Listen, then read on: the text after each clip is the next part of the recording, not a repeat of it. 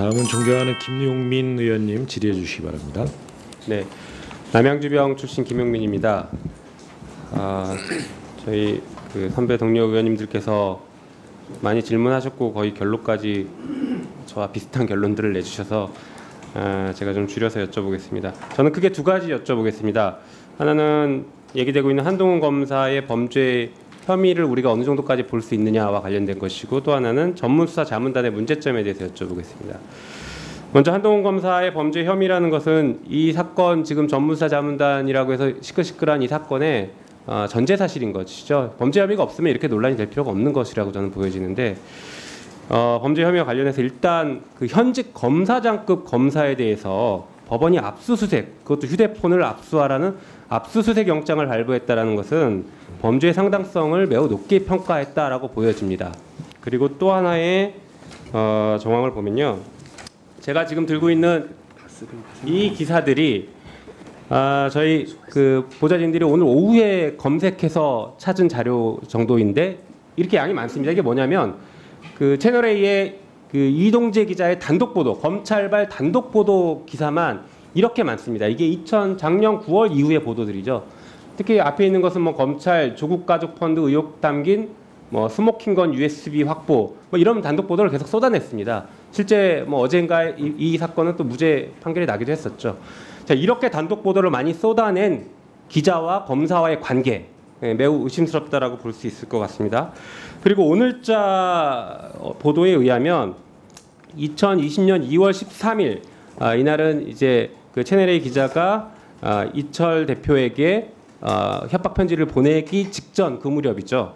이때 부산 후배 기자랑 같이 부산고검을 방문해서 한동훈 차장검사를 면담을 합니다. 그때 마침 녹음이 된 녹취록이 오늘 일부 보도가 됐는데, 이동재 기자가 편지를 써놨다 이렇게 얘기를 하는데, 한동훈 검사가 거기에 대해서 답변을 하지 않습니다. 그러면서 숙소를 알아봤냐 이렇게 좀 말을 돌렸거든요.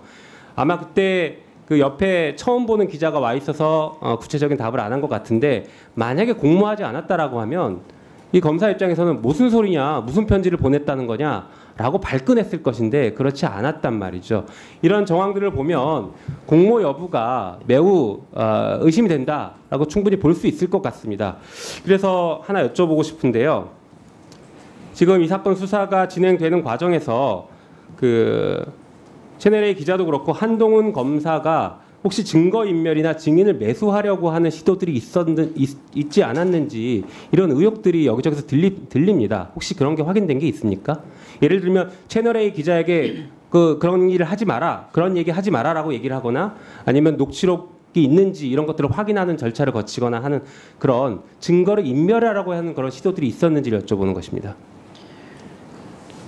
제가 언론 보도 이상으로는 말씀드리기는 곤란하고요. 네.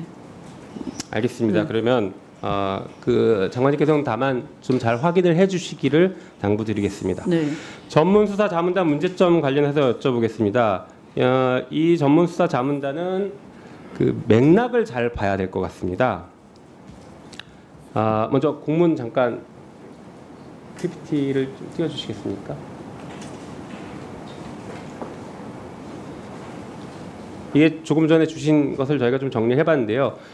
2번 대검찰청 부장회의에서 이 사건에 대한 지휘감독과 관련한 사항을 결정할 것. 3번은 대검찰청 부장회의는 총장에게 보고 없이 독립해서 결정하라라는 공문을 내렸습니다. 그리고 그 다음 한번 규정을 보겠습니다. 이게 방금 주신 합리적 의사결정을 위한 협의체 등 운영에 관한 지침인데, 협의체의 종류가 1번, 3번처럼 대검찰청 부장회의, 전문수사자문단이 있습니다. 그 다음 페이지 보여주시죠. 협의체는 언제 활용하냐. 대검찰청 부장회의는 다양한 의견이 존재해서 협의가 필요한 경우에 한다고 했습니다. 전문수사자문단 마찬가지로 다양한 의견이 존재해서 전문적인 자문을 바탕으로 협의가 필요한 경우, 결국에 두 가지가 거의 같은 것 같습니다. 자, 그래서 이런 부분이 이제 좀 문제가 되는 것 같고요. 이 사건 맥락이 좀 중요한데요. 제일 처음에 대검 감찰부에서 이 사건이 시작됐습니다. 맞죠? 네. 그런데 대검 인권부로 검찰총장이 보냈습니다. 네. 이때에도 논란이 많았습니다. 네. 그런데 거기서 또 중앙지검에서 수사를 한다, 이렇게 돼서 중앙지검에서 수사를 진행했습니다. 맞습니까? 중앙지검은 고발장이 접수가 됐기 때문에. 네, 맞습니다. 네, 그렇죠. 자, 지금 이런 상황을 보면은 검찰총장이 대검 감찰부에서 인권부 그리고 그 관리 감독이 가능한 검찰 중앙지검으로 보낸 것으로 보여집니다. 감찰부장은 외부에서 그 임용된 분이기 때문에 검찰총장이 좌지우지하기 어렵다라는 그런 뭐 평가를 받을 수 있죠. 이런 상황에서 수사 가서 수사로 내려가서 수사에 대해서도 저희가 막 문제 제기를 했었습니다. 그런데 갑자기 서울중앙지검에서 봐주기 수사가 아니라 강제 수사까지 진행을 하니까 검찰총장이 이제 와서 갑자기 전문수사 자문단이라고 해서 그 수사를 막으려고 하는 이런 상황인 것이죠. 그건 맞습니까? 대강 뭐 흐름은 그렇게 오인받을 수 있는 흐름으로 가고 있습니다. 네. 특히 조금 전에 보셨던 그 대검 공문에 반해서 한동훈 검사에 대해서 휴대폰 압수수색이 들어갔고 말씀하신 것처럼 이동재 기자에 대해서 구속영장 청구를 하겠다라고 중앙지검에서 보고를 하니까 요청을 하니까 바로 그 직후에 대검에서 전문수사 자문단 소집 결정을 했습니다. 그건 맞죠? 네. 예. 이런 것들을 보면 지금 검찰총장은 이 사건을 어떻게든 제대로 조사하거나 수사하는 것은 막겠다, 피해보겠다 이런 의도로밖에 볼 수 없다. 그게 매우 강한 의심이 듭니다. 혹시 동의하십니까? 그런 의심을 사지 않기 위해서 아마도 6월 4일자에 그 손을 떼겠다라는 공문을 내려보낸 것 같은데요. 거기까지는 뭐 상당히 잘한 것 같습니다. 그런데 이제 그 후에 말씀하신 그런 흐름으로 본다면 그 6월 4일자 공문이 무색할 정도가 아니겠느냐. 그러면 맞습니다. 공문을 해소하든가 뭔가 근거가 있어야 되는데 그래서 수사팀이 굉장히 혼선을 느끼고 있습니다. 네, 맞습니다. 그리고 한편 이게 지금 그 수사심의위원회가 또 저기 신청이 됐죠. 네. 이게 뭐 여러 가지 위원회가 등장해서 복잡한데 이런 위원회들을 둔 가장 근본적인 원인은 이유는 검찰 수사의 공정성을 네. 맞죠? 검찰 수사의 공정성을 담보하기 위한 것이죠. 네, 네. 예.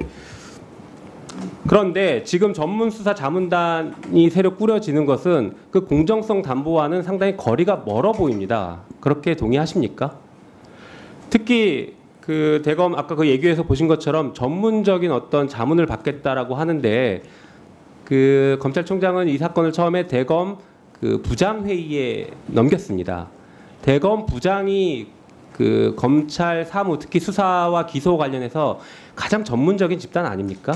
그거보다 더 전문적인 집단을 찾는 게 저는 쉽지 않을 것 같은데 대검 부장회의를 제껴두고 갑자기 다른 전문가를 찾겠다라고 나서는 게 저는 이것은 그 전문성과 공정성을 담보하기 위한 게 아니라 여전히 그런 의심이 매우 듭니다. 따라서 장관께서는 말씀 드렸던 것처럼 이런 전문수사 자문단에 대해서 중단시키는 그런 수사 지휘를